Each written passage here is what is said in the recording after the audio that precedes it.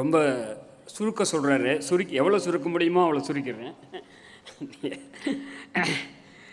இங்கே அவர் சொல்கிறது மணி 8:30 ஆகிடுது. நம்ம 8 மணிக்கு முடிக்கிறதா இருந்தோம். 8:35. இந்த அரசமைப்பு சட்ட பாதுகாப்பு மாநாடு இருக்கு. இந்த மாநாட்டை 2026 இப்போ நம்ம கூட்டுறோம்.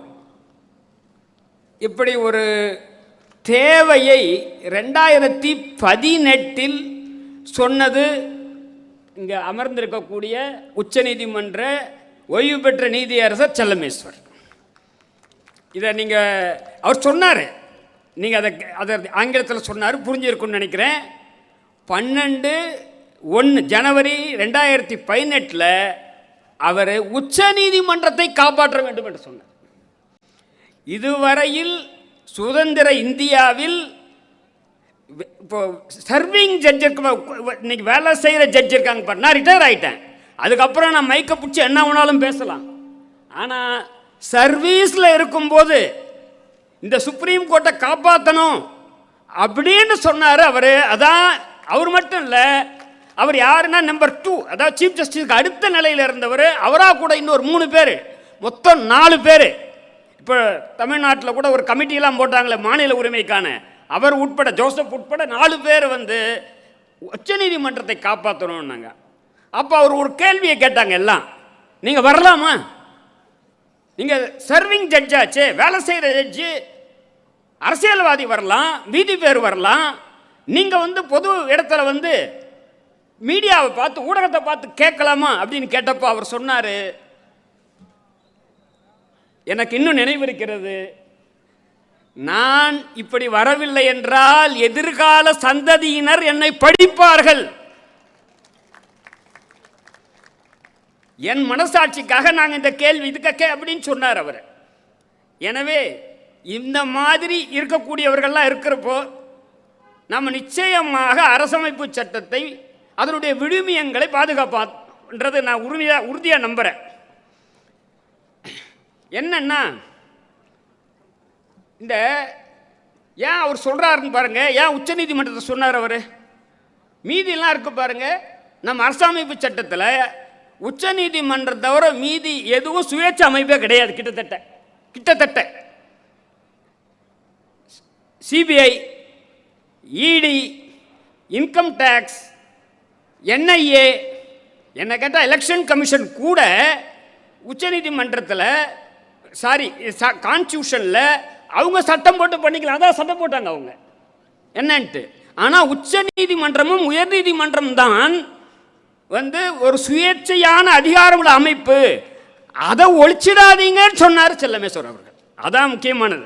ஒழிச்சிட்டாங்க. இன்னைக்கு 2018 இருந்த உச்ச நீதிமன்றத்தை விட இன்று அதை விட ஒரு வருத்தமான நிலைதான் இருக்கிறது. 1. 2, அவர் என்ன சொன்னாருன்னா, இதை சீர்திருத்த முடியுமா அப்படின்னா முடியும்னு சொன்னார். எப்படி முடியும்? நம்மால முடியும்னார். we the people of India, நாம நினைச்சா முடியும் அப்படின்னாரு. அதில் ஒரே ஒரு செய்தி தாங்க நான் சொல்றேன். இப்போ நம்மள சரிபாதியா இருக்கக்கூடிய பெண்கள், அந்த சகோதரி கூட சொன்னாங்க, நீங்க இன்னைக்கு எங்க கலந்துக்கிட்டு இருக்காங்க, குடும்பத்துடன் வரலையேங்க. ஷாஹின்பாக் போராட்டம் ஒரு வெற்றிகரமான போராட்டம் இந்தியாவில். உண்மையில் கொரோனா வராவட்டி போனால் மோடி அவர்களை அசைச்சிருக்கும். அது ஏன் பெண்கள் வீதிக்கு வந்தாங்க, அதனால தான் அது வெற்றி பெற்றது. ஆனால் இப்போ அவங்க சகோதரி சொன்ன மாதிரி, ராதிகா சொன்ன மாதிரி, மேடையில் அவங்க ஒரே ஒரு அம்மா இருக்காங்க, கீழே 50 பேர் கூட இல்லைன்னு சொன்னாங்க.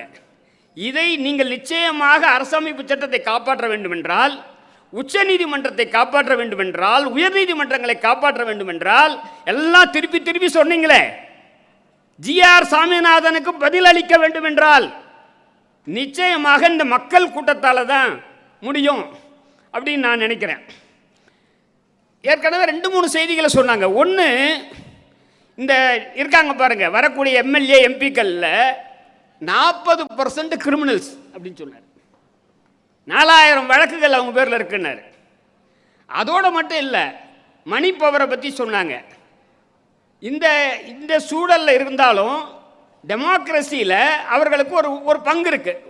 ஒரு எம்எல்ஏ அப்படின்னா. ரெண்டாவது, இந்த 543 இருக்கு, இப்போ இருக்க 543 எம்பிஸ் இருக்காங்கல்ல, அதை வந்து கூட்டுறது இருக்குல்ல, கூட்டுறது தேவையில்லை அப்படின்னு சொன்னார். ஒரு செய்தியை உங்களுக்கு சொல்லிக்கிறேன். தமிழ்நாட்டை பொறுத்தவரை கடைசி வரைக்கும் இருப்பாங்களான்னு எனக்கு தெரியாது. தமிழ்நாட்டு அசெம்பிளியில் 543 கூட்டக்கூடாது என்று தீர்மானம் நிறைவேற்றி இருக்கிறார்கள். எல்லாரும் சேர்ந்து நிறைவேற்றிருக்காங்க, பாஜக தவிர்த்து. வேற இந்தியாவில் வேற எந்த மாநிலத்திலும் இல்லை. அதுக்கு நம்ம பெருமையாக சொல்லலாம். நம்ம நிற்போமா தெரியாது. இன்னைக்கு கூட சொல்றேன், இந்த கட்சிகள் அத்தனை பேரும் உறுதியாக இருப்பாங்களான்னு தெரியாது. இந்த 543க்கு மேலே கூட்ட வேண்டான்னு சொன்னாங்க. அதே மாதிரி இன்னைக்கு ஒரு முக்கியமான கோரிக்கை இருக்கிறது. வெளிநாட்டிலிருந்து நிதி பெறக்கூடிய தன்னார்வ அமைப்புகள், தொண்டு நிறுவனங்கள், குறிப்பாக கிறிஸ்தவ நிறுவனங்கள், அவைகளின் சொத்துக்களை பறிமுதல் செய்யக்கூடிய நிலை இருக்கு பாருங்க. அதான் அந்த சட்டத்தோட அடிப்படை. அந்த சட்டத்தை வாபஸ் வாங்கணும், திரும்ப பெற வேண்டும் என்றும் தமிழ்நாடு சட்டசபை தீர்மானம் நிறைவேற்றிருக்கு. வேற யாரும் தீர்மானம் நிறைவேற்றல. ஏன்னா பாஜக வரல தவிர, அது ஒரே ஒரு ஆள் தான் இருக்காரு. மீதி பேர் 233 பேர் இருக்காங்க, நிறைவேற்றி இருக்கிறார்கள்.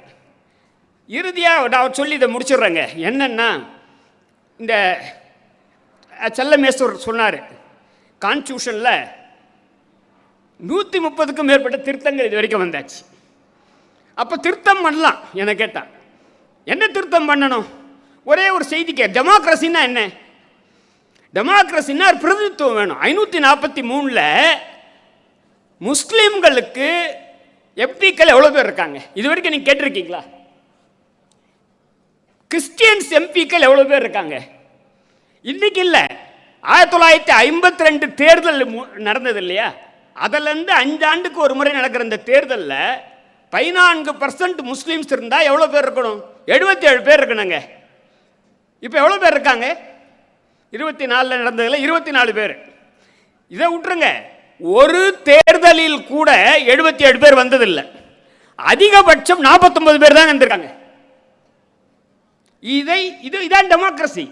அதாவது என்ன பண்ணணும்னு எனக்கு தெரியாது. ஐயா, இங்கே இருக்கக்கூடிய சட்ட மேதைகள்லாம் சொல்லலாம், சுதந்திரத்துக்கு முன்னாடி முஸ்லீம்களுக்கோ இல்லை மற்ற சீக்கியர்களுக்கு, கிறிஸ்தவர்களுக்கெல்லாம் ரிசர்வேஷன் பொலிட்டிக்கல் வாய்ஸ்க்காக என்ன பண்ணணும், வேற எதை எப்படி கொண்டு வரதுன்னு எனக்கு தெரியாது. இதை செய்யணும். ஏன்னா சகோதரி அவர்கள் பேசுகிறப்பெல்லாம் சொன்னாங்க பாருங்க, விமன் நாங்கள் 50%, நாங்கள் 33% தான் கேட்குறோன்ட்டு.